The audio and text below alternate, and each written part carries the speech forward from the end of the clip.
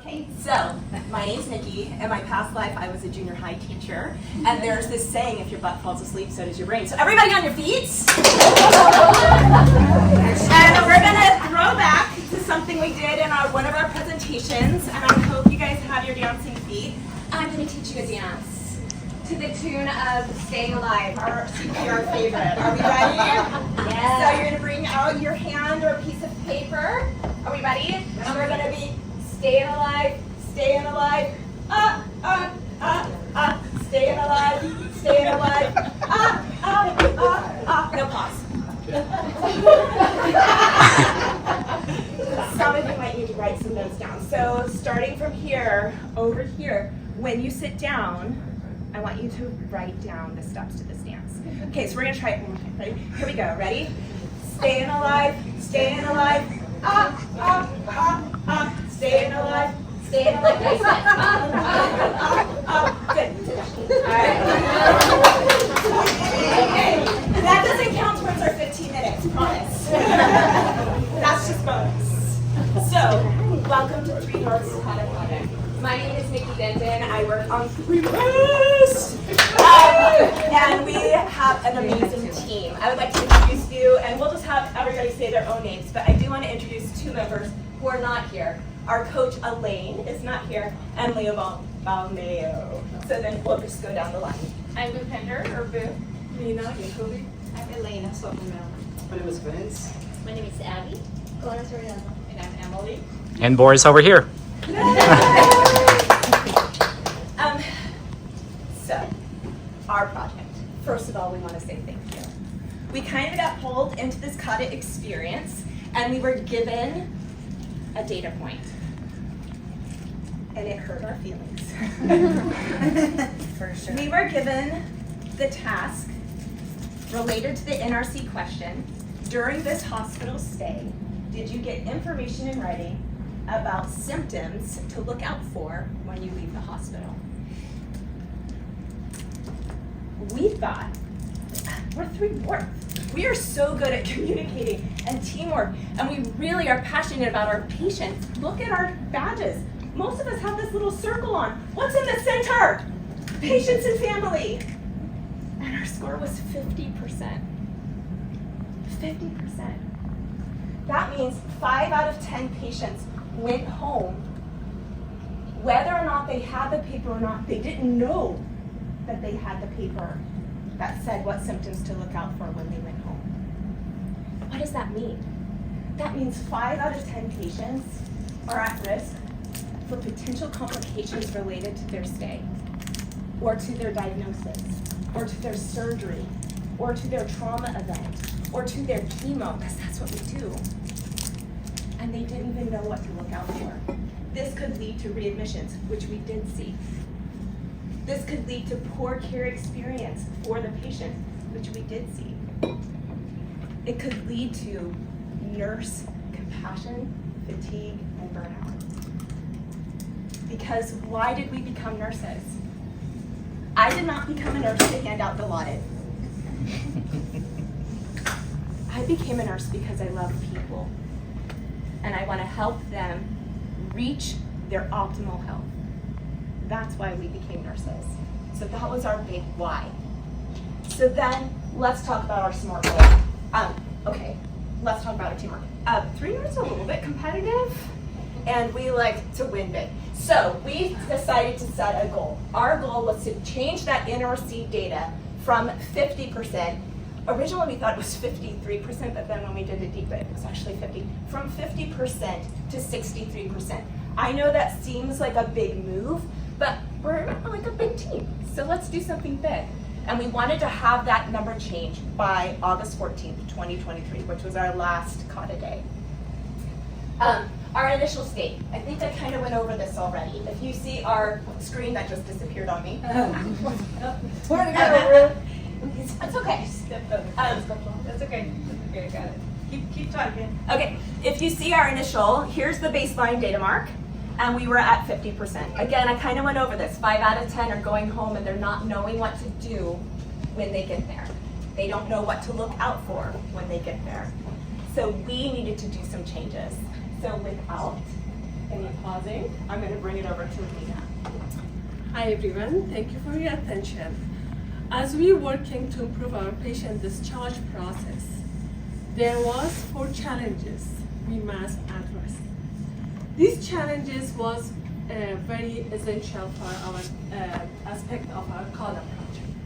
The first one was we know that Tree North need a culture change in discharge process because this can affect negative effect on our essential process of discharge.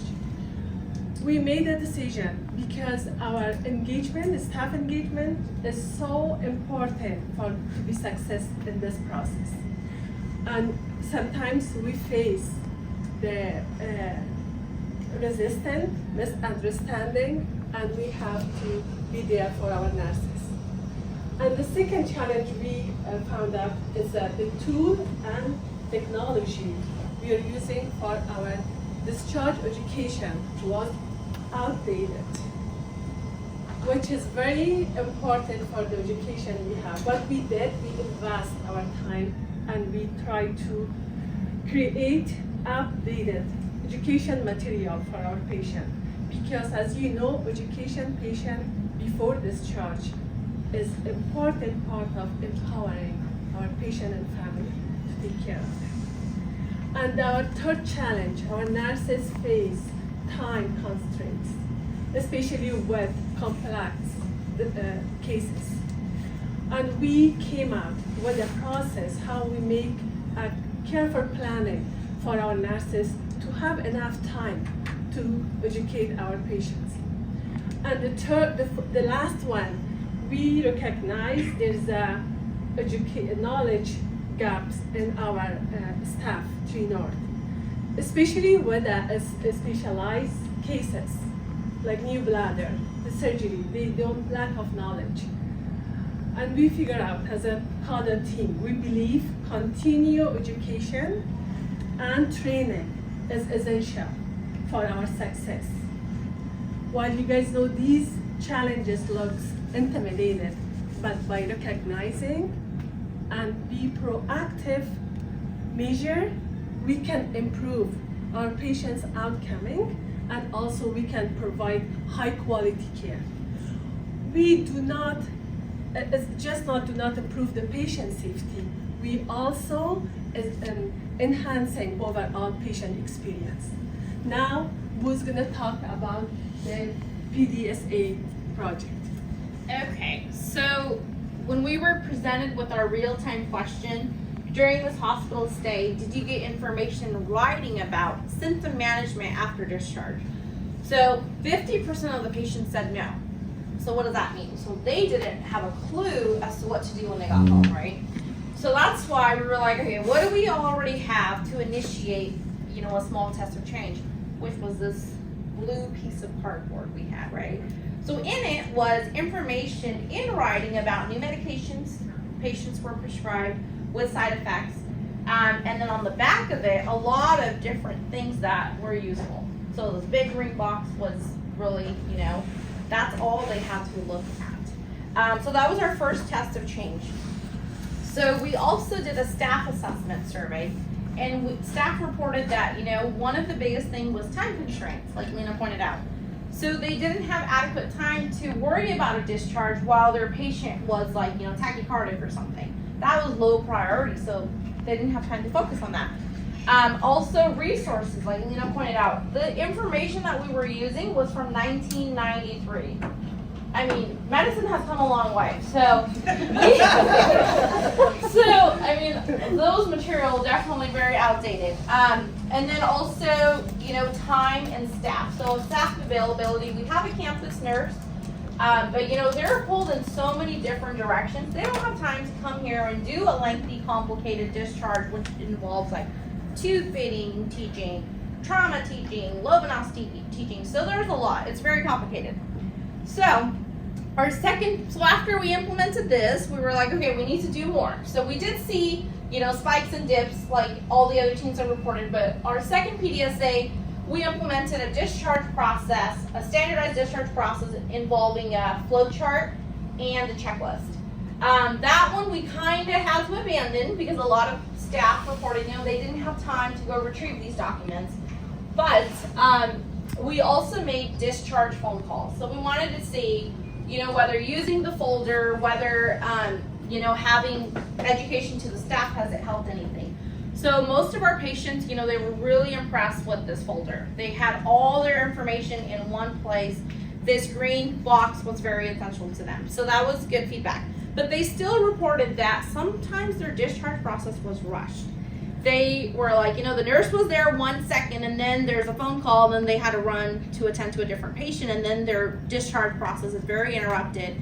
So we wanted to, continue with our next PDSA, which was having a designated discharge patient education area where we have printed materials with all up to date from clinical library and up to date. So all the materials is, up to date medicine wise. Which has been very, very useful. We have provided huddles, one-on-one staff education to make them aware that, these resources are here. It doesn't take extra time that you have to go to the computer to print it out. It's here, just take it and use it. Our fourth PDSA was we saw a lot of improvements in our care experience, but we wanted to focus on, increasing throughput as well. So that was our next PDSA, which was having a designated discharge nurse. We actually did a lot of research, and evidence-based practice shows that having a designated discharge nurse who is familiar with the learning assessment of the patient, who is familiar with the comorbidities, who is familiar with the patient population, which is unique to our unit, will be very beneficial. So we had a big proposal that was sent out to our leadership team, which we had a lot of the evidence-based information in there. So the designated discharge nurse, we have it implemented on 3 North, which the high volume discharge days were Mondays and Fridays from 9 a.m. to 5:30 p.m. We received input from our HBS that, MDR rounds, the purpose of them has been kind of skewed. So the purpose is to assess barriers for discharge, but right now nurses are talking about a million other things. So their time is very valuable, and they don't have time to sit there, to talk about patients, other things, rather than just focusing on the barriers for discharge. So that's why our designated discharge nurse comes in at 9 a.m., gets the EDD for the patients, potential discharges for days, attends MDRs, and assesses the barriers, tackles them, works with PCCs to communicate and see, what can I do to expedite it. The discharge nurse is the one who is making phone calls to the physician, like, we just need a discharge order. Or the physical therapist, we just need a PT eval and the patient's ready to go. Or, a wound consult, but that's the person who is the middle person. So we've alleviated some of the stress from the primary nurses so they can focus on their other patients. We're also making phone calls to our patients who are discharged by the designated discharge nurse on Wednesdays. And the feedback we have gotten has been phenomenal. They are no longer feeling that their discharge process is rushed. They have adequate information. So those were the things that we have seen. And the biggest thing that we saw prior to implementing this pilot program, only 22% of patients actually discharged within 2 hours of the discharge order. We are, with our pilot program, we are at 73%. Wow.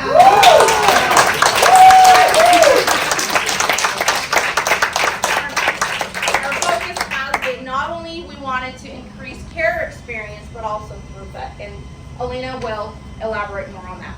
So when doing this project, aside from us calling the patients and aside from us rolling this out, the important piece of this are the frontliners.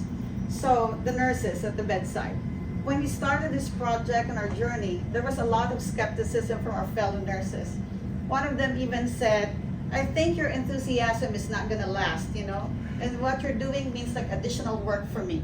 So that was the mindset during the start of this. But anyway, we are very proud of the teamwork that we do. We always, of course, like family, we have differences as well. We clash, we brainstorm, then we try to tackle the problem. So after we did the pilot on the designated discharge nurse, we did a nurse satisfaction survey, and it showed a very high satisfaction rating. The rating, I would say, is 90%, even close like 95%. So there was like a change of heart. So now some of the comments that we got from the survey says, DC nurse would increase efficiency of patient transfers from ED to inpatient. How many times did you ever get a call when an ED nurse tells you, Elena, how soon is that your patient gonna get out, okay? Because I have one here coming. There's probably, it's like Christmas, I would say, so the gifts that keeps on giving. Because here comes one now, and then 20, 30 minutes later, here comes like 2 or 3 more patients. One of the feedback too says, it allows me as a nurse to focus on my other tasks and responsibilities. DC nurse is able to provide quality education and answer patients' questions. How many times did you ever think that, oh, this is gonna be a straightforward discharge? I'll go in there, I'll take out the IV, I'll talk about it, and then you find ABCD needs to be addressed, which all we know starts from pharmacy, your DMEs, oh, my prescription needs to be refilled, and all the other stuff. My appointment's not updated either. So one of the best feedback too that we got from our colleagues was, we need to make it permanent. So that sounds very reassuring. We felt like a sense of relief, or we say, we're doing something good, not only like for us, for our patients, but also for ourselves. So as of September 12, 2023, our rating on information about symptoms for 3Es is up at 67.5%. This is 17% up from where we started. 63.6. And finally, the patient nurse satisfaction on 3Es is at 77.8%. Wow. 83.3%. And to continue the discussion, I'm going to introduce you to Ben. And so I'd like everybody to have a 5-second moment of silence, just 5 seconds. So you see, you notice that when you have a quiet mind, you observe better. I saw it. When you have a quiet mind, you learn better. When you have a quiet mind, you act better. But with else, when you have a quiet mind, you reflect better. For 9 months that we have been doing KATA training sessions, we've learned a lot from KATA. It's such a 4-letter big word that if we talk about it right now, it's going to take a long day, right? But one of the things that we learn about KATA is we use evidence-based practice to initiate discharge process. Nursing is not just an art, it's also a theory, right? So one of the evidence-based practice that we submitted to you guys, leadership, to Katie, to Rachel, to Brandon, probably Heather too, is we talked about one evidence-based practice from UCSF Medical Center. So they started to implement a discharge nurse that could be part of the clinical nurse leadership team, but they were not successful. And understandably, their patient population is critical, complicated, tertiary, comprehensive. So they're not able to do that. But in 3 North, we have a lot of surgical patients, Dr. Sargent, Dr. Lakehart, testimony for that one, right? We learned that anyone can be a leader. I am a leader. I woke up today, I took a shower, I came here, I lead myself, right? We're all leaders, right? Leadership is not just about, or is not defined by titles. I mean, I can see all your titles here, but I can be a leader too. Yeah. But our goal here is to really contribute and influence something, because we want to make a better patient outcomes for the entire hospital, right? We found out too that as a leader, we have different strengths for each team member. We learned from one of the KATA training sessions by Simon Sinek, you can be an advisor, you can be a contributor, you can be an advocate, you can be a teacher. And I've learned something from that, Ruth, that if you want to become a leader, you want to transition yourself from being responsible for the job to being responsible for the people who are responsible for the job. Right? You guys are responsible for us. We're going to be accountable for each other too. Right? We built a team and we are still continuing to build our team because we want to expand this not just from 3 North, 4 North, 3 South, 4 South, and the entire hospital. Other hospitals are doing the discharge nurse. I worked in a previous employer before. We had a discharge nurse, we had a discharge lounge, right? But not all hospitals in the United States have discharge nurses, right? We want to improve patient safety through PI. Ruth, Pamela are here today. For the past 9 months since January, we're doing improvement with this one. Our focus is discharge nurse. But we also did a standard workflow for discharge nurse, for discharge phone calls, because we're doing discharge phone calls every Wednesday. We want patient feedback. Like, how did the discharge nurse do her thing, his thing? We also made a standard workflow for downtime.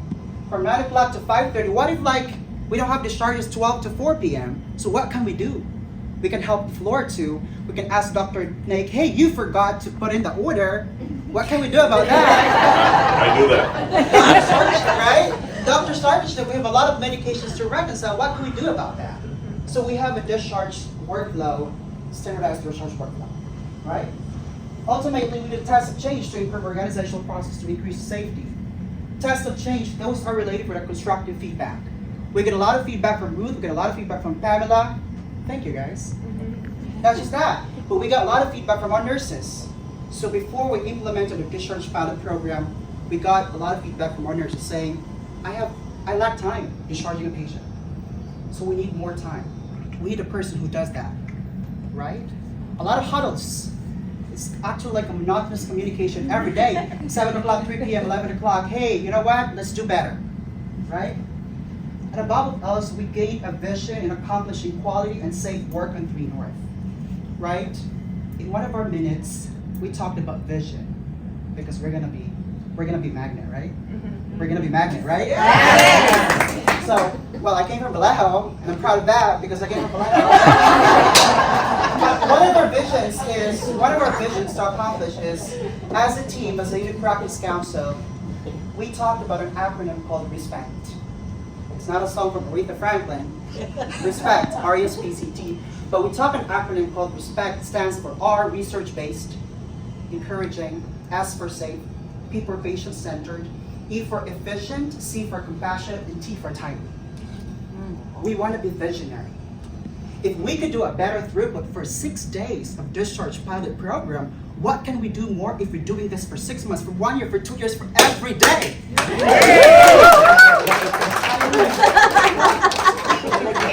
Right? Yes. And I'm not gonna lie, we have a lot of obstacles and we have a lot of struggles. But because of the listed people here, not just from these people, we want to acknowledge them. Elaine Cruz is co-leading this project. We have Katie Nicholas, our department manager. We have Ruth Wilkie. We have Pamela. We have Rachel Wyatt. We have Brandon. You know what? I remember one of your statements, Rachel, last time that we had a training session. You said it would be a disservice to our patients if we're stopping this. Why stop? Thank you.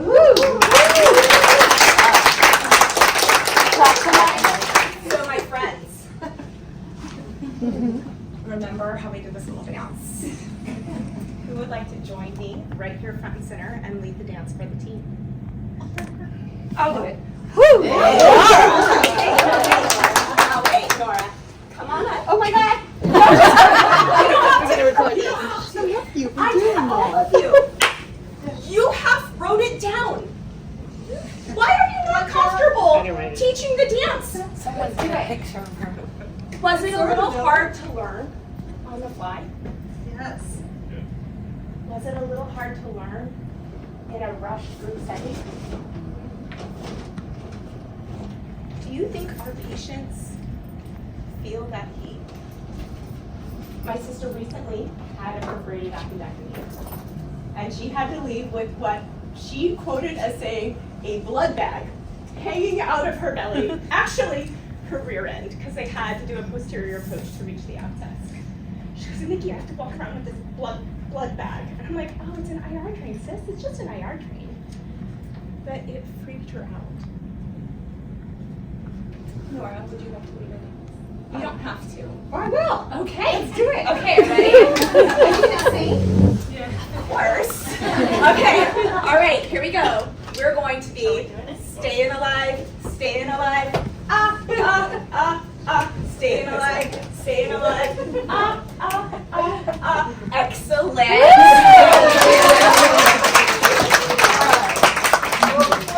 Wait, I'm not done. Okay. So we felt that uncomfortableness, right?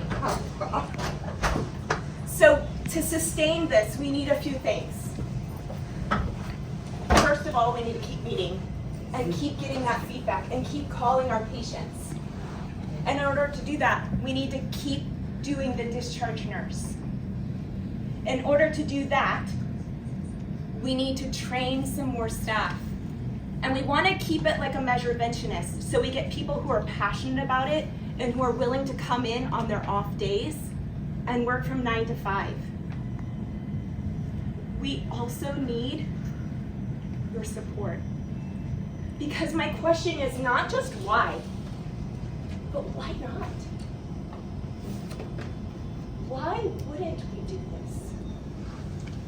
Why wouldn't we take time to hold our patient's hand and help them walk through taking care of a blood bag, or a pee bag, or a urostomy, or what to do now that I'm on chemo? Why wouldn't we? So thank you. Well, fabulous presentation and really super proud of you guys. And if I didn't cry earlier, man, I got tears in my eyes about the leader speech, because you're right. Because again, you guys have just all stood up here today and shown that you are phenomenal leaders, right? I mean, I think really those of us, right here front and center, were kind of like humbled by all your presentations and all your fabulous commitment to our patients every day. And your results have been amazing, and it's inspired, right, an integration between care experience again and our other areas of opportunity, quality, throughput that we talked about. So that's exciting for me to see as well, because I think care experience should just be the underpinning to everything else we do, not just a separate thing, and you guys proved that lovely. So I'm going to open it up to questions and feedback, especially from our crew back here. So Katie Nichols. I got chills listening to that. I am honored to know each of you. You guys did such an amazing job here. Years ago, I found a sign at Hobby Lobby, and we have it in our small break room, and it says "Better Together." And look at, what they did. Yeah. So thank I you. know, you should be proud of that. Anything from Dr. Monica, Dr. Secretary? Thank you for your leadership. I totally agree. Leadership is not about just going through a process, it's about taking ownership, like you mentioned. So we really appreciate it, and we definitely are on board and supportive of your project. We have voiced this many times, with the break relief, with staff being busy with their ratios, there's not enough care and attention given to discharges, especially for our complex patient population. So whatever you guys need, we're here to support you. I mean, I'm looking for words, because I think people who spoke before us, they use most of our words. But absolutely brilliant and beautiful and unbelievable work. And we are here for you. I do believe that discharge is probably the most sacred part of any patient's journey in the hospital. And with this, I think we'll hit it out of the park. Brilliant, absolutely. As physicians, the most dangerous thing that we can do and feel from our side is to discharge somebody. Yeah. So with this kind of support, we really appreciate it. And honestly, we all like that control. And when you discharge, we are losing that control.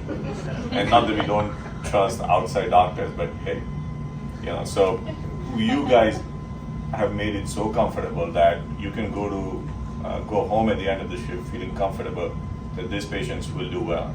Because believe me, we all have nightmares when we discharge people. You don't feel comfortable. But this is amazing work. Yeah, thank you very much. Well, obviously this is near and dear to my heart, and you guys knocked it out of the park. It was such a great presentation, and I just want to tell you, I am so excited for the future of this process and what, as our teams, we can come together to the table as stakeholders and support this important work and make it even more interdisciplinary, improve that communication, improve that throughput. I'm blown away. It's amazing. Thank you. Thank you. Obviously, your guys' results speak for itself. You guys did phenomenal. Your presentation was so amazing. Vince, you killed it. I was like, oh my gosh. But I think what was also great to hear is you guys really did like all the A's, right? So you adapted to the folder, you abandoned the checklist that you guys tried, and then you adopted a whole new process. So not only like did you have great results, but I think it was evident you guys learned through the entire process. So great job, guys. Katie, we appreciate you for doing the, asking us during the proposal. You have those questions that which really kind of refocus, our energies and what to focus on. Thank you so much for Great that. job. Thank you. Great job, guys. I don't think I have much else to add, and I think I got to see your presentation earlier, so I got to share some. You guys have done phenomenal work. You got attention from really great people who can help make things happen. But I think more importantly is you have all of our attention.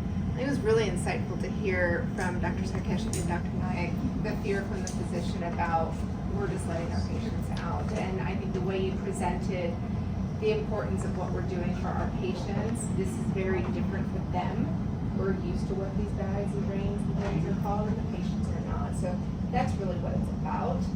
That number represents so much more than just a number. You guys did such a great job presenting that and sharing that. So great, very meaningful, and it's going to spring. Cool.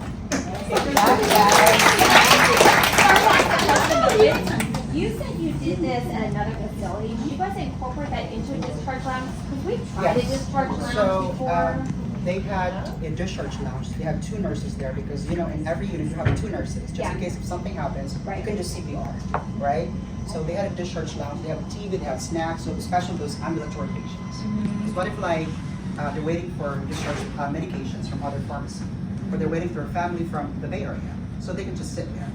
Yeah. It's also like getting outpatients and getting patients from How did you guys match up, like for instance, like you were talking about on 3 North, you guys have such specific patient populations with the surgical patients and like chemo and trauma. How did you guys match up the discharge nurse and the discharge lounge for the right patient? For that before, Yeah. it's only for ambulatory patients, even with oncology, even with ortho patients. Because they have Okay. also the orthopedic trauma patients, and they have also a unit for non-medical, non-Medicare patients. So only for ambulatory patients.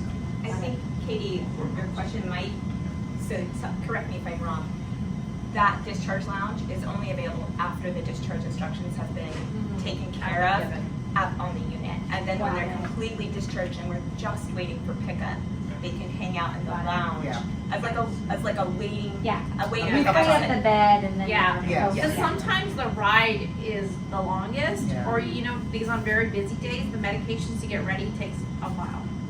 So then we've already provided all the instructions, they have all their supplies, but they're just kind of waiting there for family to pick up.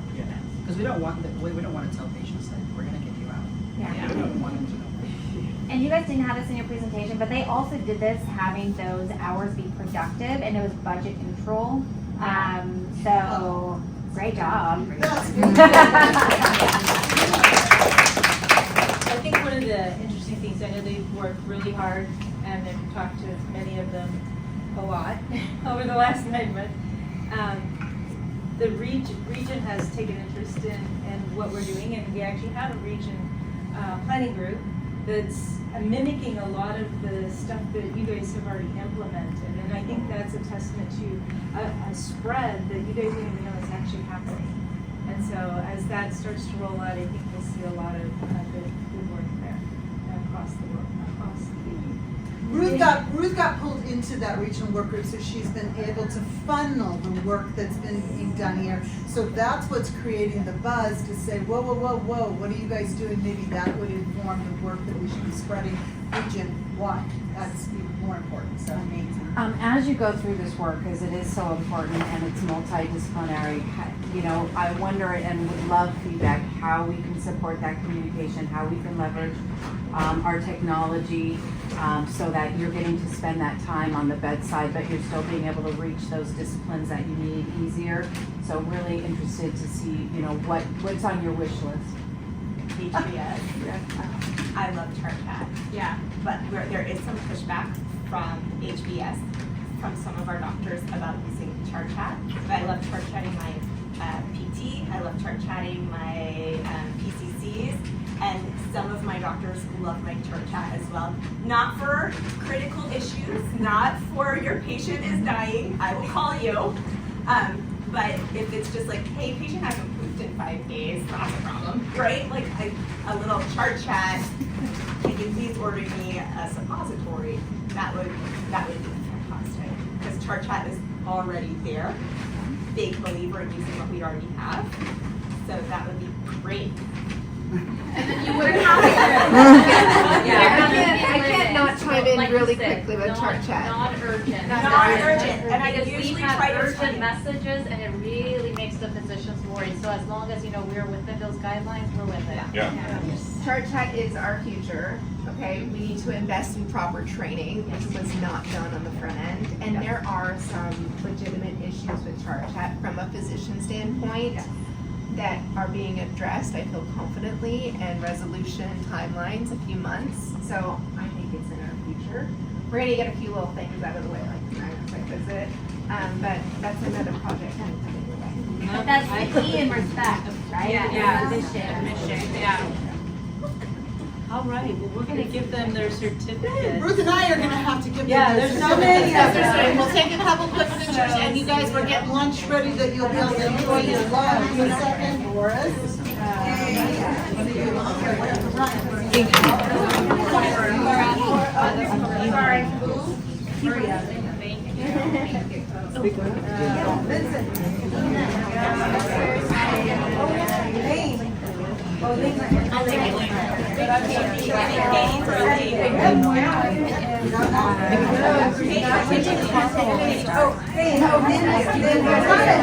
Water hose today, and I always think about all the things that we're doing and how the work that you guys do every day aligns with our purpose, right?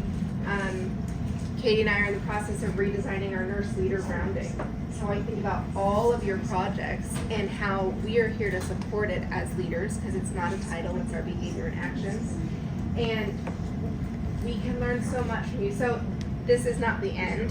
There will be more, because you guys need to come and form our redesign team on what nurse leader rounding looks like to support our frontline staff and our patient outcomes, because we're all here for the same reason. So well done.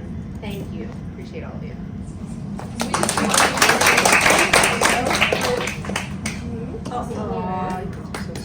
And Pamela.